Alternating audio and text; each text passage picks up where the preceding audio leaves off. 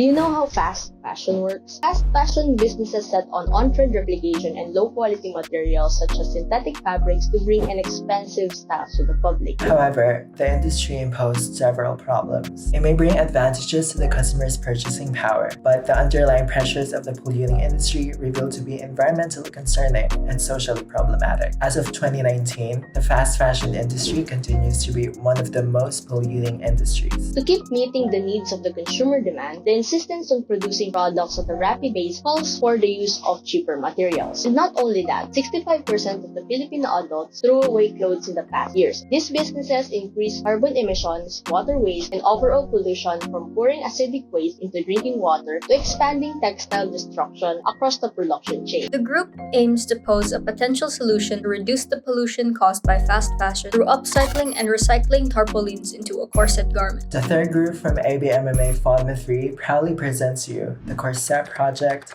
Upcycling Our Future. This project will spark creativity and innovation as the project aims to inspire art and fashion students. It will use recycled resources not limited to tarpaulins as a primary material for designing garments and fashion pieces, as well as for the local tailoring businesses. The project will significantly benefit this sector by opening a healthy work environment, labor pay, and job opportunities for the Filipino working force. The term tarpaulin is rooted from tar and paulin, which are sheets used to cover items on ships during the 7th century. With the same material, sailors used waterproof clothing, including tricorn hats. The group took inspiration from this old-school narrative of making a tarp as a clothing garment. The described product is helpful to both humans and the environment. It maximizes and reduces miscellaneous tarpaulin waste as an environmentally friendly textile replacement. The group used polyethylene tarpaulins, which are composed of cross-woven polyethylene filaments, and polypropylene or other plastic materials which are lightweight, impermeable, and affordable.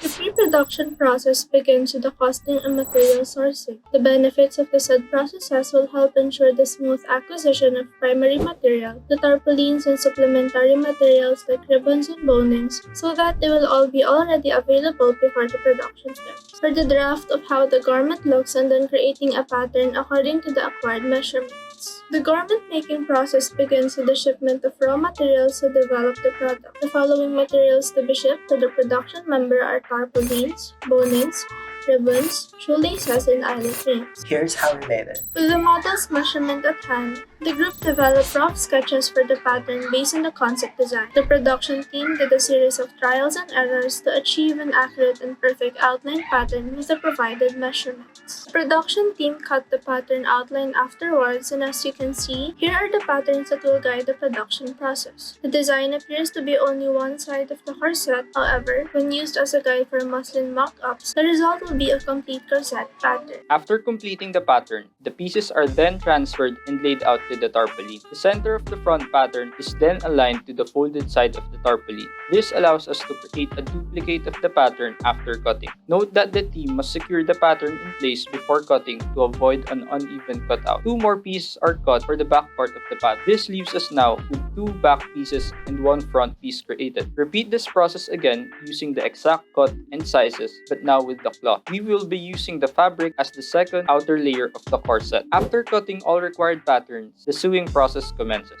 The 2 back pieces and 1 front piece are sewn together to create a single bigger piece. Strips of cloth are prepared for the boning channels and are then pinned together to the outer side of the tarpaulin. These boning channels are sewn together to the main piece. The eyelets are then placed and marked and are cut to create tiny holes. Eyelets are inserted into the good side and are flattened and secured using eyelet punchers. Finally, the shoelaces are placed through the eyelets to complete the process.